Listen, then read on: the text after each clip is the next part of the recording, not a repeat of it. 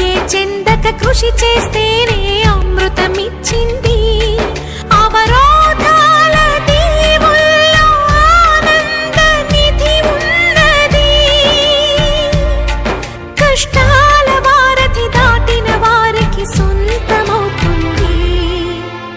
తెలుసుకుంటే సత్యమిది, తలచుకుంటే సాధ్యమిది.